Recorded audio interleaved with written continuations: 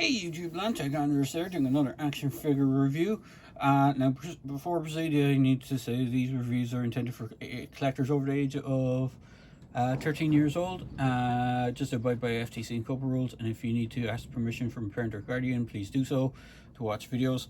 And this is a review for the 2021 DC Multiverse line from McFarlane Toys. He's been cranking it out with mostly Batman figures, but he's been doing other figures in between as well. And this is one of the other figures, which is the Jon Stewart Green Lantern.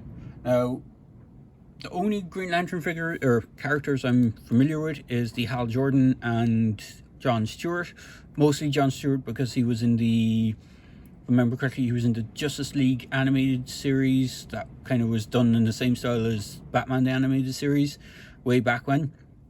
And I think they switched him out for Hal Jordan at one point, but I think most of the time it was the Jon Stewart version. So that's the one I kind of remember from my childhood. Comic book wise, I'm not familiar with how he's portrayed in the comics or how he's done, but I would imagine he's kind of similar to how he was in that show. But before I get onto the figure and his accessories, we'll go on with the box. So the box is a fairly standard affair from DC Multiverse. I left his base in there because he comes with a display base. One of the things which is a shame about this figure is they dropped the ball on the display base, in the sense that they just gave him a standard one. They should have given him the flight base, which I don't have one handy, but the one that came with the DC 1000 or DC Comics 1000 Superman, and I think there was a flight stand that came with the what was his name, the Batman Green Lantern crossover figure, which I will show. So flipping around to the back of the box, you have a artwork of Jon, and it says Justice League number 6 Comics 2018. He has this kind of cool, kind of almost like mech suit thing going on, a construct behind him. And then on the other figures in this wave is the Deep, which is Batman Earth -11, I think it is. Batman Flashpoint, which I have already done a review of. Robin, the Damian Wayne version. The Bat Cycle, and then there's a Batman by Todd McFarlane, which I have, and I can't remember if I did a review for him yet or if I haven't done his review. That was the exclusive to Walmart version with the goggles and the 2 blades. There is another version of him, which is I think it's an Amazon exclusive or a standard release of him, and he comes with batarangs instead of the blades, I recall, and he doesn't have the goggles. But that's beside the point. Onto the figure himself.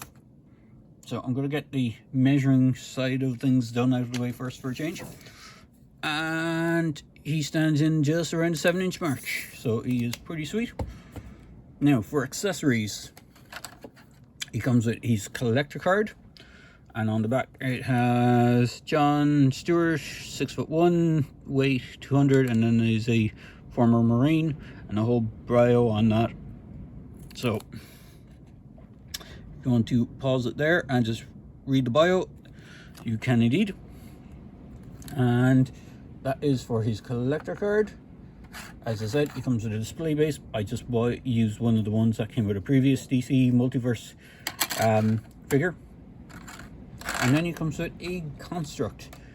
Now, I'm not sure if it's intended to be an actual 3-part construct or at least a 2-part, and it's 3 pieces. So he comes with this cool translucent green armor piece. He comes with this cool translucent green ammo pack. And then he comes with this kick-ass translucent green Gatling gun, which is kind of a far cry from the single construct that came with the Batman Green Lantern, which was this bat construct, which has like several bats kind of forming together to form thing. So how this works for the figure. Now, I know a lot of people have been saying that this thing is a bit awkward. So he has this piece on his back that juts out a small bit. and his lantern core symbol is actually extended off the chest. So just straighten his head out.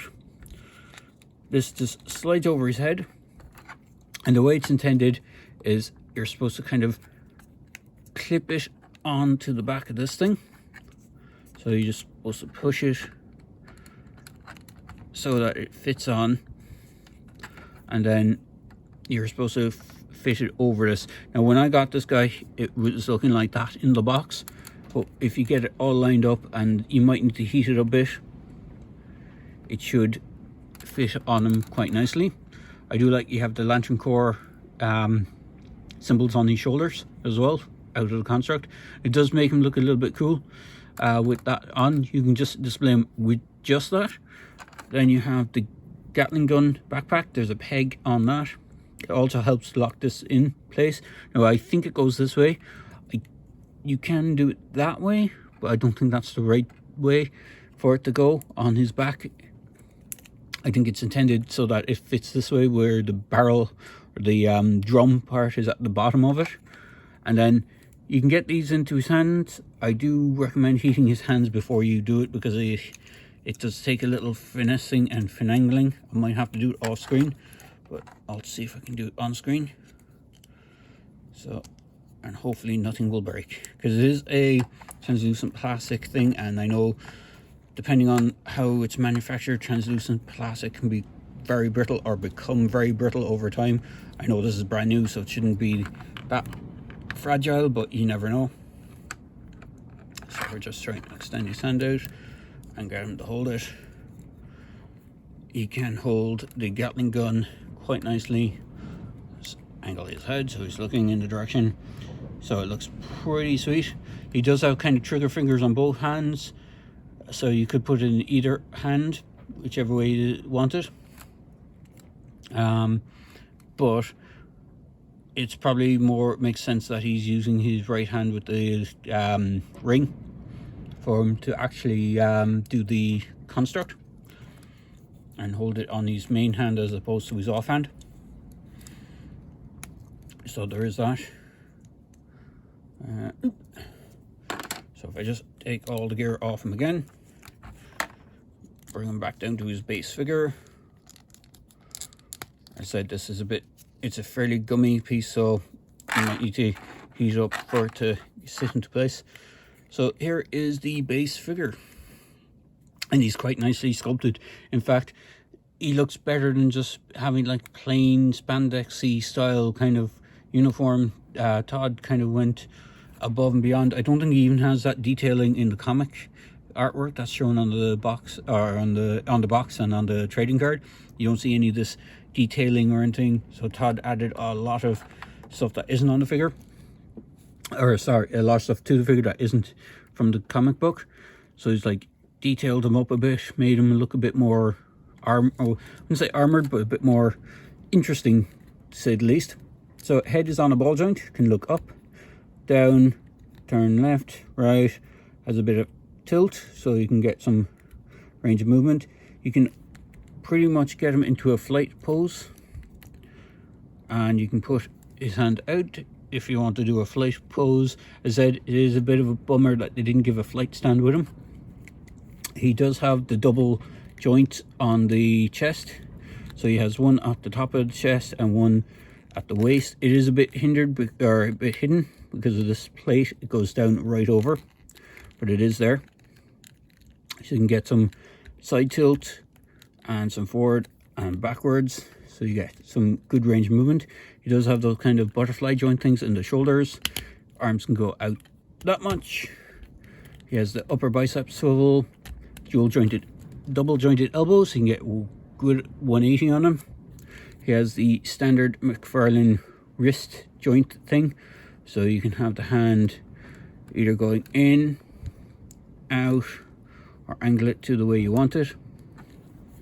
Legs can split out that much. A little bit hindered by this stuff. He can't really kick back too much because well, I suppose it's a rubbery piece, so it does give him a bit of range of kickback. You can kick forward. You can do double jointed knees, so you can nearly do 180. He does have a slight swivel at the thigh, and he does have that kind of same ball joint ankle rocker thing for the ankle, and he has toe crunch.